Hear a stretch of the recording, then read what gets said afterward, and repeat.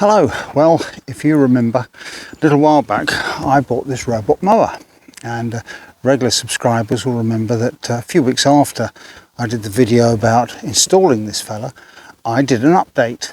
Well, I thought now 3 years on, maybe I should do another update and let you know exactly how it's been performing, what its good points are and what its drawbacks are, if any. Maybe help you with your choice of robot mower if that's what you're thinking of buying.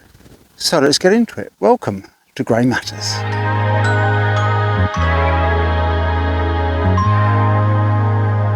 Welcome to Grey Matters, the channel that promotes the fact that the older generation still matters and looks at issues that matter to the older generation. Excuse the silly hat, but the sun's out and subscribers may remember that I occasionally get sun damage on my forehead that needs to be protected during these nice sunny hot days. So, robot mower. When I installed it, you may remember that I dug in the boundary wire. This is contained in the mowing area by a boundary wire that you can surface mount or you can bury. And we chose to bury it about an inch below the surface. That way I was reasonably happy that it's not going to get damaged. Well, in fact, over the last 3 years we've had some breaks occur in it, which you then have to find and then repair. My plan now is to actually bring the wire up to the surface and mount it to the surface with the pegs that they provide. The grass does tend to grow over it a bit, so it does kind of bury itself, but not to any great depth. It's not just for the convenience of finding breaks when they happen, but this fella, one of his major faults is that he can get lost and he can throw himself off the ledge that I'm so very carefully protected with the boundary wire, and tries to commit suicide over there now and again, but it's usually after it's been raining. And I think the reason is, although he's waterproof, if he goes out when the grass is wet, the cuttings may obscure, I think, the sensor, so he'll run over where the boundary wire is and just get stuck, not be able to find his way out again, or, as I say, leap lemming-like from the patio and try and commit suicide. Very robust, I must say. He's put up with a lot in his short life with me. For me, that's probably the biggest complaint I've got with it. I've no doubt now that the current generations of this particular mower are vastly improved. This instance is the Yard Force, it's the SA650 Eco. It does a fantastic job of cutting the grass. I mean, it's kept beautifully. Originally I missed the lines. I did like to have my rollered lines, but in fact this lovely sort of billiard table effect that you get with this mower has made all the difference. It also keeps the weeds down. It puts nitrogen in, which encourages the growth of the grass, but the weed suppressing qualities of it is also very good.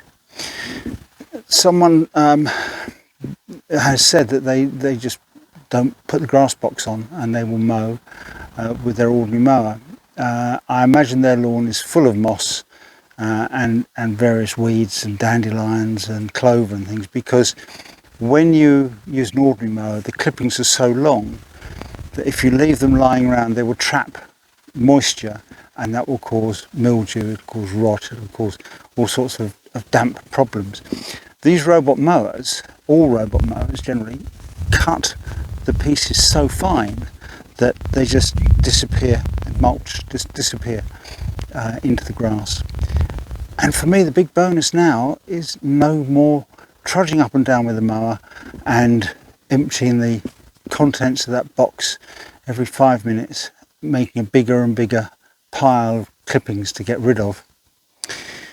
Now, because this uses a boundary wire, which is set out about 40 centimetres from the actual boundary, you do get a strip around the garden that requires mowing every now and again. That's no problem. This little fella's working every day. I can come out once a week with my old motor mower and just whiz around the border and take care of that. No big deal. It has two under here. It has two zones you can select. So if I wanted my wild garden mowed down, or if I was keeping that to lawn, I could put a second zone in there and he would trundle through quite happily and mow in there for me as well. All very clever. A lot of the new mowers will use GPS instead of boundary wires. But if you're on a budget, I mean, this little fella 3 years ago cost me 350 quid, which is quite comparable really with an average motor mower these days. So not that expensive and definitely labour saving.